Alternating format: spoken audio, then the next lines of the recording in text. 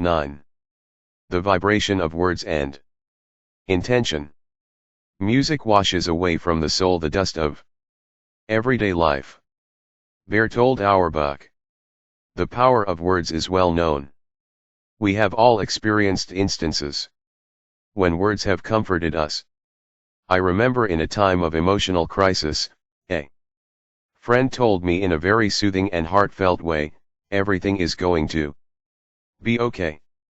I know it seems simple, but there was so much kindness and authenticity in the sound of her voice that I was deeply moved in knowing that her words resonated with truth. Words are not always included in this topic of sound and vibration, and yet they can be an amazing sound tool to create change. It is said that in some religions the whole universe was created by the Word of God. We can also create our own universe or world with our words. The internal and external words you use on a daily basis tell a story to your body. Just like music, the words you speak can create harmony or dissonance in your four bodies.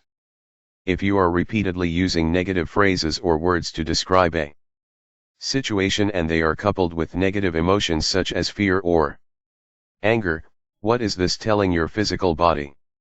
What are your words composing and orchestrating in your life?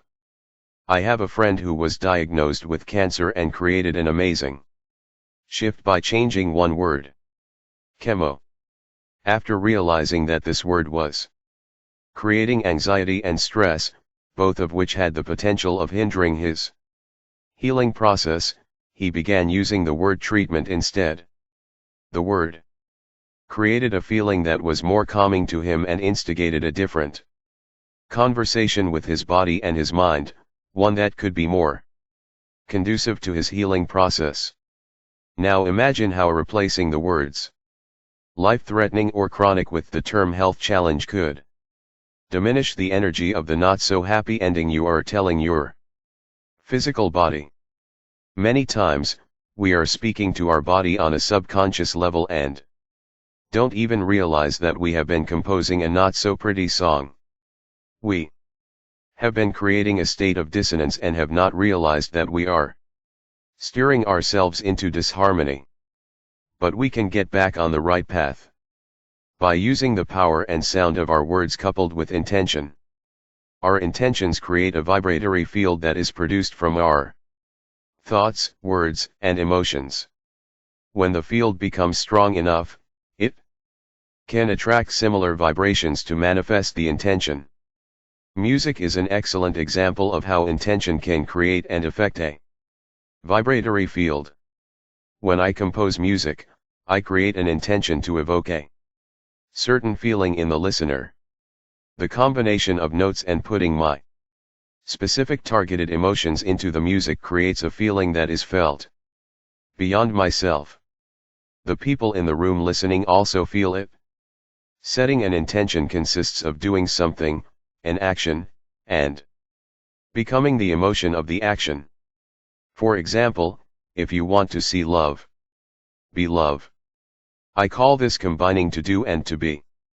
Another example is, if I want to set the intention of creating joy in the people listening to my music, I choose a chord that has specific notes that sound joyful. The action of playing the chord is the to-do. When I embed my actual feelings and emotions of joy into the chord as I play, this is the to-be. By putting the emotion, to be, into the action, to do, I am sparking the intention into motion by providing it with new information. When you, the listener, hear the chord being played combined with the emotion, you move beyond just hearing the emotion, you feel it. Words are no different. When we create intention, we are setting a purpose with our words and emotions. When words and emotions align, we create an attraction pattern that can manifest the intention created, just as in the music example given above. Similar to playing the piano, words move beyond the person composing them and affect the listener. Think of the universe as the listener and the eager audience that awaits the beautiful composition of your intention and then responds with a vibratory match. Let me share a powerful story of how intention manifested in my life. The Les Paul guitar. I was about 14 when my parents decided they would fulfill my dream of having an electric guitar. I had been playing and writing songs for about 2 years, and the family concerts, my sister on piano and me on guitar, were getting more frequent. They gave me a budget of $200, and I had decided on a Fender Telecaster. We went to the House of Music in New Rochelle and I tried a bunch of guitars. We had almost decided on one when the salesman asked if he could show us one more. He realized he had a live one on the hook and came back with a hard case with Gibson printed on it. I can still see the hot pink lush velvet interior lining, a la the 1970s, stimulating my young eyes, but not as much as the gleaming Gibson Les Paul Cherry Sunburst guitar. Oh my God! That's the guitar Jimmy Page and Carlos Santana play, I said in excitement. I think it was then that my dad realized he was in trouble. He knew those were my favorite players. I could see the emotion in his eyes as he asked to talk to me for a moment. You know your mother's going to kill me if I get you this guitar, he said, which was pretty funny, considering how small my mom was. He continued, if I buy you this guitar, you have to promise me that you're going to stick with music. I was 14, of course I promised. As soon as I promised, I remember my dad going to the car. He came back with a dusty French horn that was in the trunk and put it on the counter to trade in. He laid down a few credit cards next to the French horn to complete the transaction. I can still feel that heavy case digging into my little hands as I carried my new Gibson Les Paul back to the car. Years later, I realized that in that moment I made more than a promise. I made a commitment so strong that it seeded a destiny for music to be in my life forever. I created an intention. Over many years, I would look at the name Les Paul embedded into the guitar, and it became a symbol of my parents' belief in me, imbued with positive and elevated emotion. This repeated event created an energetic field that moved into harmony and alignment beyond my wildest imagination. No matter how tempted I was to sell that guitar in my early years of financial struggle, I never could or would. The universe responded, and 30 years later I ended up working with the inventor of the electric guitar, Les Paul, on a tribute album for his 90th birthday. The song I co-produced, called 69 Freedom Special, won the Grammy for Best Rock Instrumental in 2005.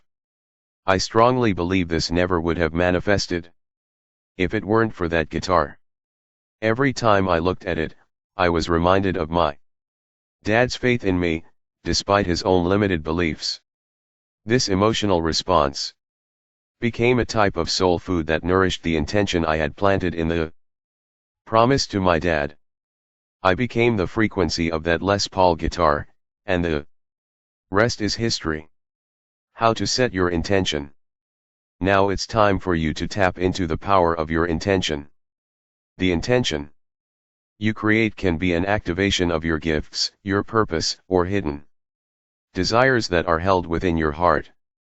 When creating an intention, I always ask myself, if the universe were listening to me in this moment, which it is, and I could manifest and co-create anything with it, which I can, what would that be?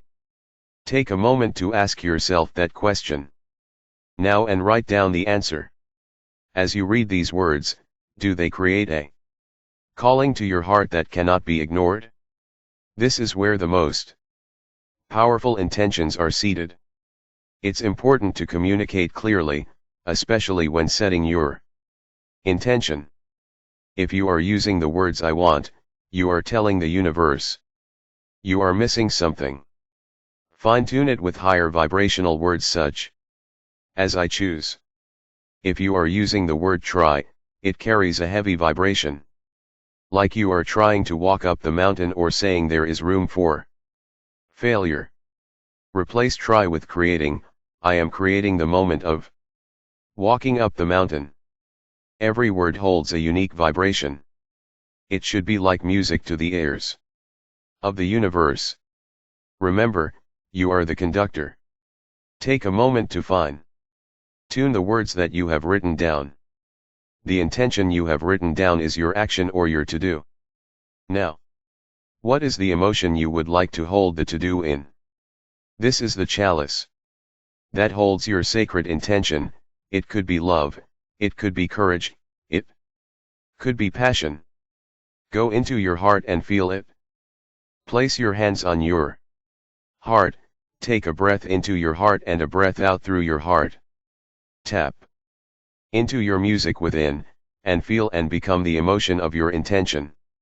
When you have it, open your eyes and write it down.